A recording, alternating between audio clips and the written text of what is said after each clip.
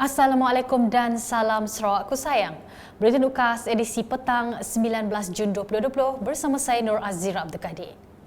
Berita dimulakan dengan kunjungan hormat Ahli Lembaga Pengerusi Sarawak Digital Economy Corporation SDEC terhadap Ketua Menteri Sarawak Datuk Patinggi Dr. Abang Haji Abdul Rahman Zohari bintun Datuk Abang Haji Openg di pejabat beliau pagi tadi. Hadir sama Ahli Lembaga Sarawak Multimedia Authority SMA Tan Sri Datuk Amar Haji Muhammad Mursyidi Abdul Ghani, Timbalan Setiausaha Kerajaan Negeri Sarawak Datuk Abu Bakar Marzuki serta Ketua Pegawai Eksekutif SDEC Sudarnoto Osman. Seterusnya, Jabatan Agama Islam Sarawak JAIS kini membenarkan majlis akad nikah diadakan di masjid dan surau terpilih selain di Pejabat Agama Islam bahagian daerah. Menteri Muda di Jabatan Ketua Menteri Hal Ehwal Islam dan DBKU, Datuk Dr. Abdul Rahman Junaidi berkata, bagaimanapun kebenaran ini hanya kepada masjid dan surau terpilih yang diluluskan JAIS. Jelasnya dalam satu kenyataan media, pasangan yang hendak berkahwin perlu mematuhi beberapa garis panduan dan hanya dijalankan di masjid atau surau yang diluluskan JAIS.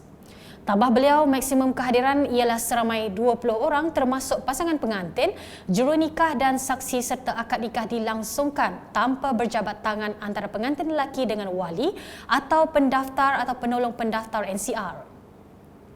Berikut merupakan garis-garis panduan lain yang perlu diikuti.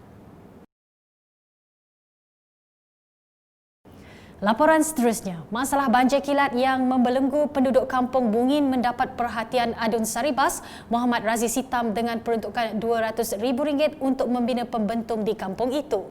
Semasa meninjau tapak cadangan projek pada Khamis, beliau memohon Jabatan Kerjaya JKR Betong membina pembentung bagi mengelakkan banjir kilat berlaku. Kejadian banjir di Kampung Bungin beberapa hari lepas berpunca daripada hujan lebat yang mengakibatkan air melimpah kampung tersebut selain pintu air keluar gagal berfungsi dengan baik. Pada hari yang sama, Muhammad Razi turut memperuntukkan RM200,000 di bawah transformasi luar bandar RTP untuk menambah baik sistem perparitan di kampung tersebut.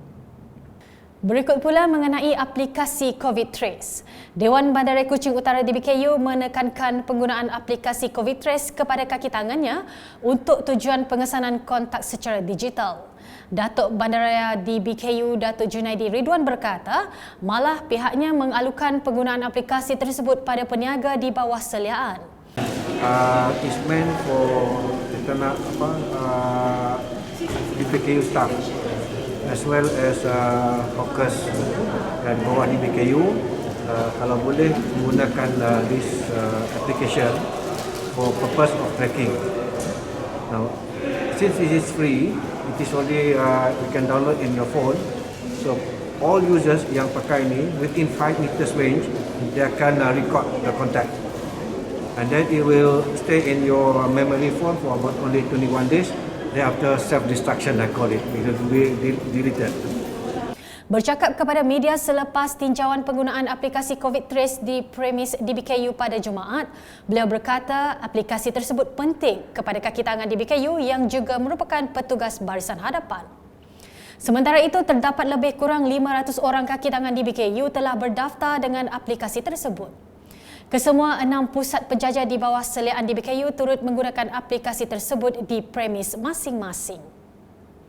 Seterusnya, Ahli Parlimen Kota Semerahan merangkap pengerusi Perbadanan Kemajuan Kraftangan Malaysia, Rubiah Wang, melakukan lawatan ke Galeri Kraft di Jalan Konle, Kuala Lumpur pada Jumaat.